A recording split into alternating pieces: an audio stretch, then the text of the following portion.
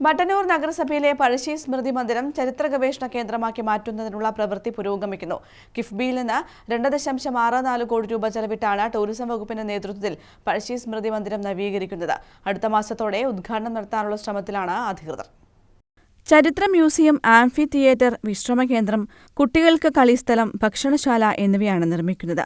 പഴശ്ശി സ്മൃതി മന്ദിരത്തിന്റെ പിറകുവശത്തായാണ് സ്റ്റേജും പാർക്ക് ഉൾപ്പെടെയുള്ളവയും നിർമ്മിക്കുന്നത്. 2 വർഷം മുൻപാണ് പഴശ്ശി സ്മൃതി മന്ദിരം നവീകരണ പ്രവൃത്തി ടൂറിസം മന്ത്രി PA മുഹമ്മദ് റിയാസ് ഉദ്ഘാടനം ചെയ്തത്. കിഫ്ബിയിൽ നിന്ന് 2.64 കോടി രൂപ ചെലവിട്ടാണ് ടൂറിസം വകുപ്പിന്റെ നേതൃത്വത്തിൽ പഴശ്ശി സ്മൃതി മന്ദിരം നവീകരിക്കുന്നത്. തലശ്ശേരി പൈതൃക ടൂറിസം പദ്ധതിയിൽ ഉൾപ്പെടുത്തിയാണ് സ്മാരക കേന്ദ്രം ഒരുക്കുന്നത്.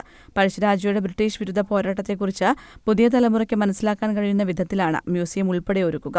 KIIDCയാണ് നവീകരണ പ്രവൃത്തിയുടെ പദ്ധതിരേഖ തയ്യാറാക്കിയത്. നഗരസഭ ഏറ്റെടുത്ത് ടൂറിസം വകുപ്പിന് കൈമാറിയ സ്ഥലമാണ് ഇത്. പഴശ്ശിയിൽ 2014 പഴശ്ശിരാജയുടെ കോവിലകം സ്ഥിതി ചെയ്തിരുന്ന സ്ഥലത്ത് കൂത്തമ്പലത്തിന്റെ മാതൃകയിൽ സ്മൃതി മന്ദിരം പണിതത്. പിന്നീട് 2016 സ്മൃതി മന്ദിരത്തിൽ പഴശ്ശിരാജയുടെ വീട്ടിത്തടി കൊണ്ടുള്ള പ്രതിമയും സ്ഥാപിച്ചു. പഴശ്ശിരാജയുടെ ബ്രിട്ടീഷ് വിരുദ്ധ പോരാട്ടം ഉൾപ്പെടെയുള്ളവ ഇവിടെ ചുമർചിത്രങ്ങളായി അവതരിപ്പിച്ചിട്ടുണ്ട്. ആ ചരിത്ര വസ്തുതകളെ പുതിയ തലമുറക്ക് പരിചയപ്പെടുത്താനുള്ള ഒരു മ്യൂസിയമായി അത് മാറും.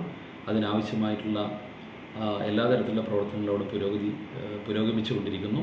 ഒരു മാസത്തിനകം അതിൻ്റെ പ്രവൃത്തി പൂർത്തീകരിച്ച് ഉദ്ഘാടനം ചെയ്യാൻ സാധിക്കുമെന്നാണ് കഴിഞ്ഞ ദിവസം ബഹുമാനപ്പെട്ട MLAയുടെ അധ്യക്ഷതയിൽ ചേർന്ന പദ്ധതി വിലയിരുത്തൽ യോഗത്തിൽ തീരുമാനമെടുത്തിട്ടുള്ളത്.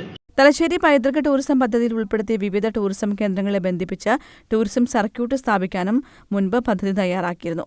ഒരുവച്ചാലിൽ നിർമ്മിക്കുന്ന കലാസാംസ്കാരിക കേന്ദ്രത്തിലും പഴശ്ശി മൗണ്ടെയിൻ എന്ന പേരിൽ അഡ്വഞ്ചർ പാർക്കും മറ്റു സംവിധാനങ്ങളും ഒരുക്കുന്നുണ്ട്. News bureau, Mattannur.